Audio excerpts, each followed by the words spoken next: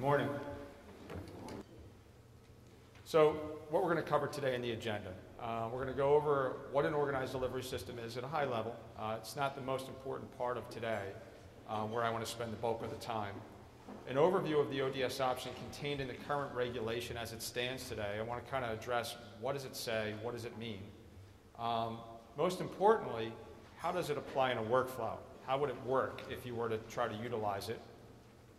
And then trying to understand how to evaluate if I were to utilize it and what kind of impact would it have on my data. So I want to kind of go through a little bit, a couple ways to do that. It's not the only way to do it, but it's a suggestion for you to consider. And then lastly, some approaches to how you could file policy language so that you could begin utilizing it. So basically an ODS, for the better lack of a word, is a PPO network that you're familiar with today for the most part. And that PPO network has passed through some rigorous certifications to then be certified. Or it could be a standalone entity. Atlantic Imaging Group is a certified ODS. So as an organization, they went through the rigors and got certified. So, but the difference is it's a network that took the next step and got certified through some processes to become an organized delivery system. Those certifications and those processes have more consumer protection in it, more rules and regs in it, so it's a little more restrictive in what you're allowed to do and not allowed to do to become an ODS. So in the reg today, there are sections under 11344D, as in David, that if you're an insurance company and you've contracted with an ODS, that in essence is a PPO network or a network, you are allowed to now say to a patient, if you go get your care at an ODS, I am going to waive that deductible and copay for that bill, for that one singular event. And every time you continue to stay in network, I'm going to waive the copay and deductible. But I'm not waiving it forever. I'm keeping it in a left-to-go bank of money that should you go out of network, I can begin applying it. So that carrot is kind of dangling in front of the consumer constantly with an emphasis on saving them financial dollars to maintain the relationship of staying in network. The insurer shall not be required to elect to use the providers or facilities in such an ODS at the issuance of the policy or when the claim is made. That's important. So the language is not saying, listen, up front, you have to elect to choose the ODS option and then maybe I'll reduce my premium or something like that. That's not what this is about. It's a very simple process. Nothing in the premium is changing. Nothing in the policy language is changing, with the one exception that you're offering a separate plan for the consumer that they can choose to participate in at any time during their care. And they could choose not to participate at any time during their care. So the only benefit, the only thing I'm saying is from a policy standpoint is it's just a simple adding of a new program that you can offer them. But it's not a requirement. That's important to understand. That. So your emphasis initially is, hey, just so you know, this is something new, you don't have to use it. But there's a financial gain if you do.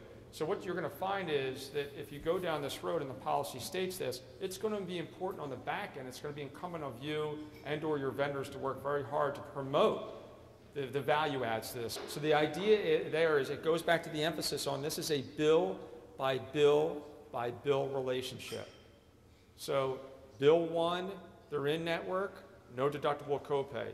Bill 2, they're out of network, start applying the deductible and copay. Bill 3, they're back in network, stop applying it.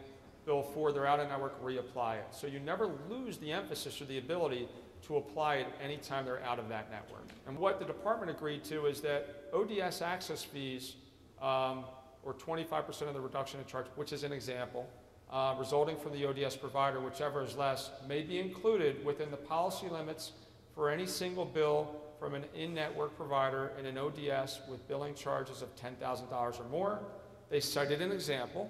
So an example would be if there's a $10,000 charge is reduced by the ODS contract with the insurer by 45%, reducing it to $5,500, the insurer could include the ODS's access fee to get that of, in this case, the example being $1,125 or 25% of $4,500, whichever is less within the policy limits. So what would happen is what used to be $10,000 is now $5,500, but you can include the $1,125 in your indemnity payment collection. So it's $5,500 plus $1,125 is what counts toward the PIP policy payout so far. So you're not extending the benefit coverage beyond that access fee. But for now, we're pretending this is just a John Doe claimant. This is one circumstance where the application itself gets applied across 11 bills. In today's world, Bill 1 happens to be in a PPO network. Forget ODS for the minute.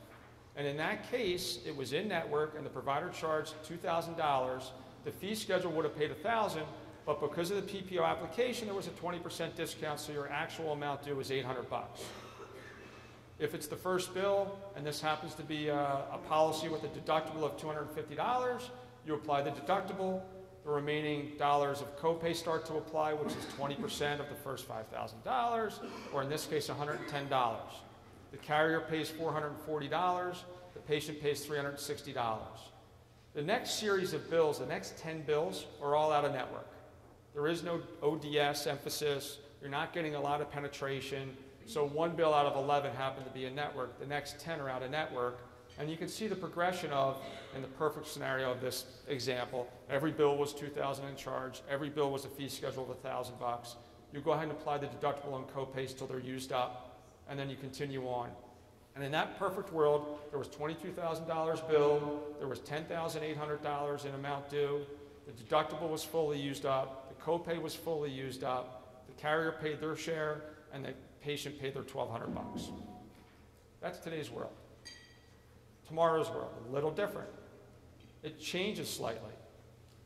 In this case, we're going to show an example of a 20% capture because patients started going in network a little bit more because they were understanding they could waive their deductible and copay. So in this case, that first bill, first example, that first line, still in the ODS, still out of in network. The second bill and the third bill are now also in network. It happens that all three of these bills are ODS options that the patient chose. You'll notice that the deductible and copay are not being applied yet. Even though it's the very first bill on the claim, they're not being applied. But you'll notice on Bill 4, when they start to finally go out of network for whatever reason, you didn't lose your ability to begin applying that deductible and copay for that event. So you can see on Bill 4, you begin to add the first level of the $250 deductible, and then you begin to add the copay.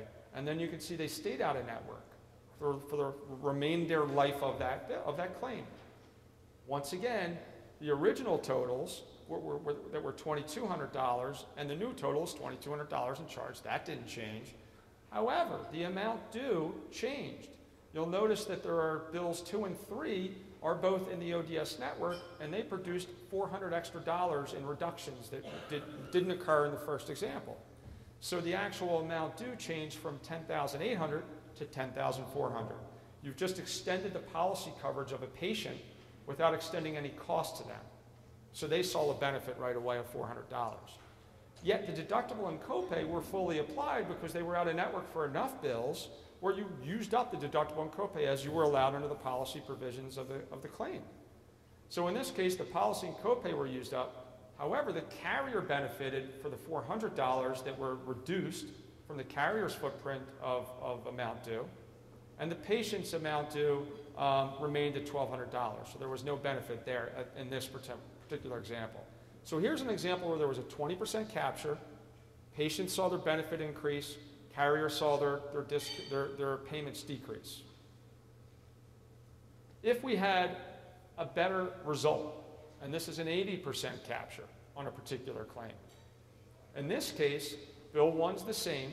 Now Bills 2 through 9 out of the remaining 10 bills, so 2 through 9 being 8 of the 10 bills or 80%, all are in network. Now you see that this gradient goes all the way down. You see no deductible and copay applied till Bill 10. But you didn't lose your right, should they ever go out of network, to start applying that.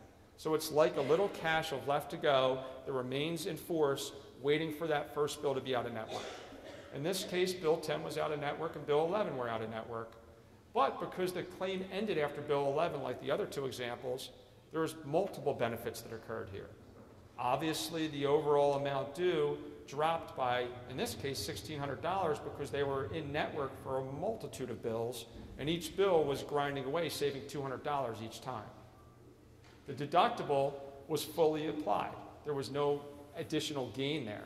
But the copay, because they were in network for so long and they were only out of network for 2 bills, the $950 in the first example and the second example now becomes $350 to the consumer, so they saved $600 out of pocket this time. The carrier actually reduced their indemnity payments by $1,000. So the patient saved $600, the carrier saved $1,000 of the $1,600 in total savings. So there was a benefit for multiple parties there.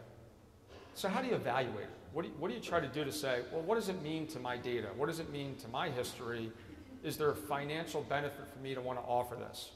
So when you're evaluating and projecting the impact, there's a lot of ways to do it. I'm going to give you one example of a process that we go through.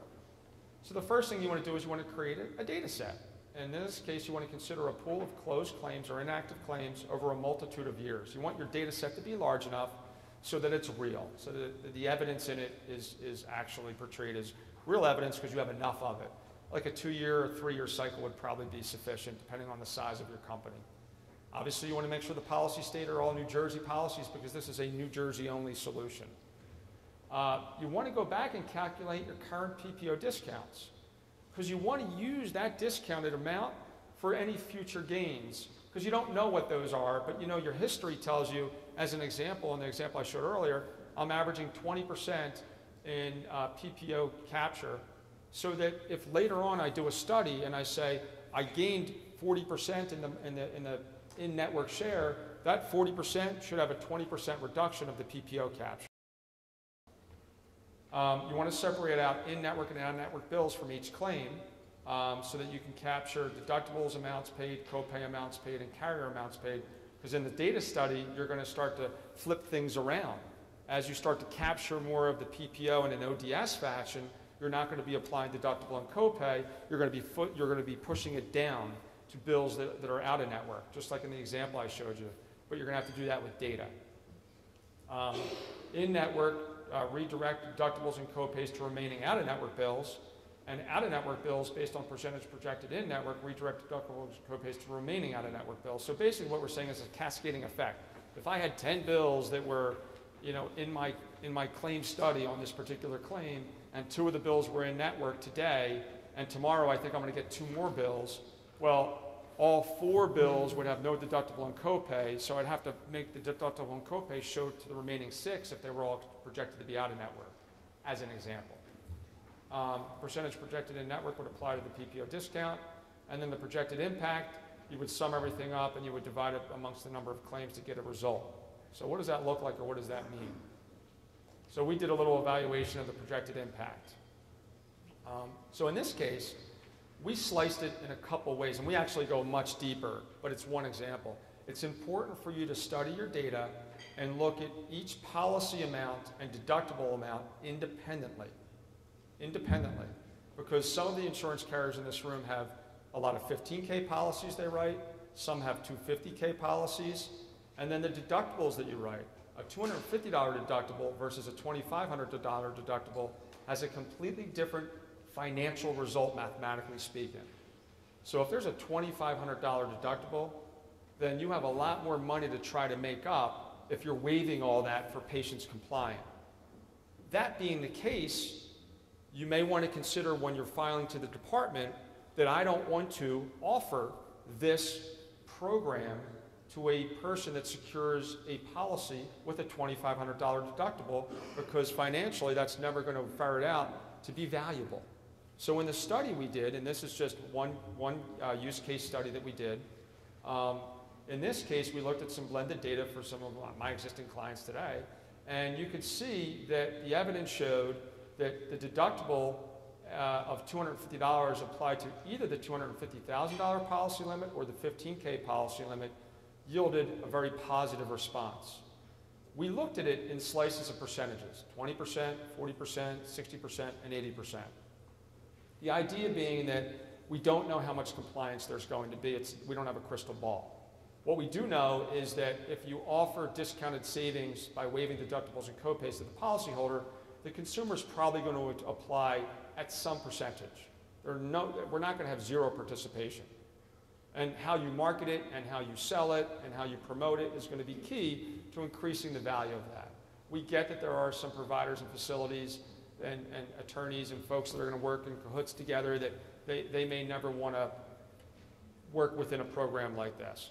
But those that do, there's a business benefit that you will see. So in these examples, you can see that you can look at it in whatever way you want. You could say, I'm only going to see a 20% capture, or I'm going to see an 80% capture, or somewhere in between.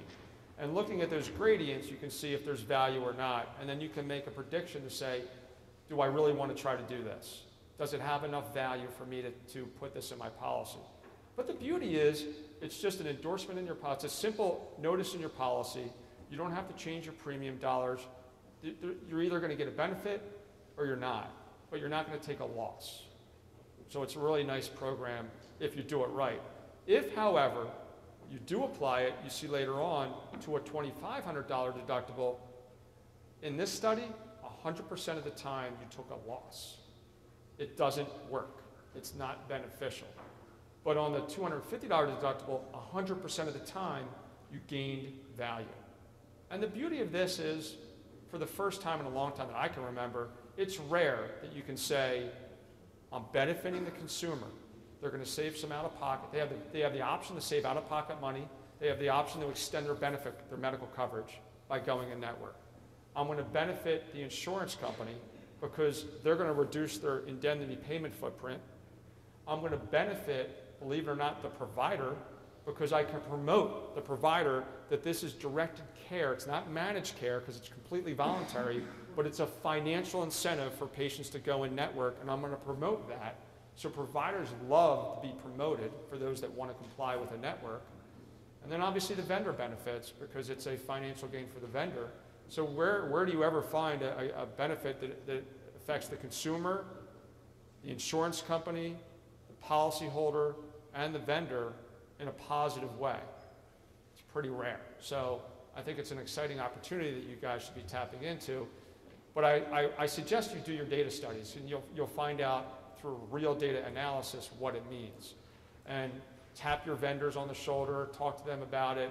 I'm sure they can help you figure out how to best do that, or you can go to your actuarials or however you want to do it. But you should be able to get that data out of there to figure out what it would have meant. So in a nutshell, I mean, that's really, my piece today. I mean, it's really just explaining what it is, how to study it, and then how to go about filing for it and applying it to your day-to-day world.